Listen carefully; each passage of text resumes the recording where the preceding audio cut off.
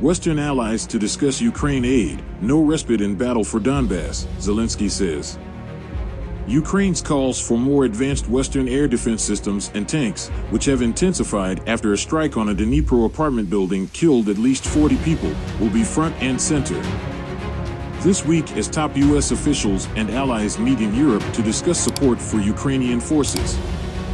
The battle for Soledar, a gateway to the contested city of Bakhmut that has been the focus of recent fighting, and for control over the rest of Donbass, continues without any respite, without any stop.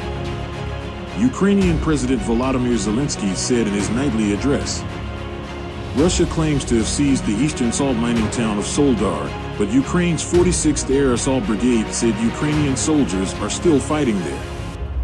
Here's the latest on the war and its ripple effects across the globe. Key developments. Rescue workers in Dnipro made significant progress overnight. On Monday afternoon, they were removing mounds of rubble from the blast site, and smoke was no longer rising in the air, Washington Post reporters observed. The death toll has risen to 40, Dnipro Mayor Boris Filatov told the Post, and dozens of people were missing. Filatov told the Post that authorities do not expect to find many more survivors in the wreckage. The commander of Ukraine's Air Force said Russia fired 5 long-range Kh-22 missiles, whose warheads each weigh more than 2,000 pounds, at Ukraine on Saturday. Ukraine doesn't have the ability to shoot down such missiles, Lieutenant Gen Mykola Olszczuk said. The Post could not independently verify the type of missile used in the attacks. The Kremlin on Monday denied responsibility. U.S. Defense Secretary Lloyd Austin will meet with officials from roughly 50 nations on Thursday in Germany.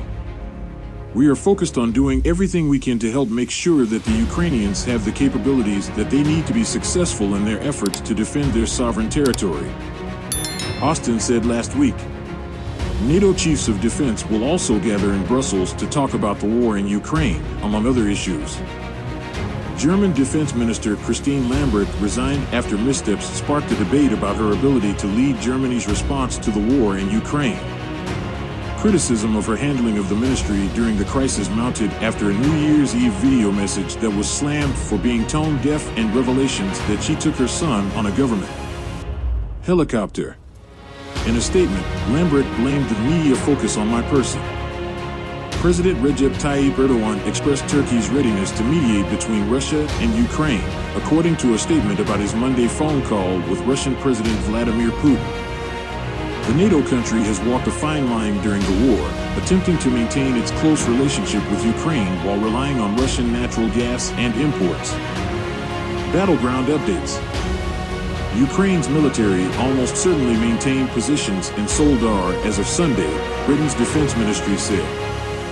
The town has come under renewed assault by Russian mercenaries and released convicts from the Wagner Group, raising the stakes for Ukrainian officials who must decide whether the costs of defending the area in terms of ammunition, weapons, and manpower are too high. Ukraine's Deputy Defense Minister, Hanna Maliar, urged people not to make unverified claims about troop movements in and around Soledar, saying only top military officials had the full picture of the situation. An overnight strike against Zaporizhia damaged a residential building and wounded 5 people, including 2 children, according to the regional governor. Oleksandr Starik said the strike was carried out with a long-range S-300 missile that hit close to the building and caused the windows and doors to blow out, spraying debris and glass. The Post could not independently verify the report of an attack or the type of weapon used.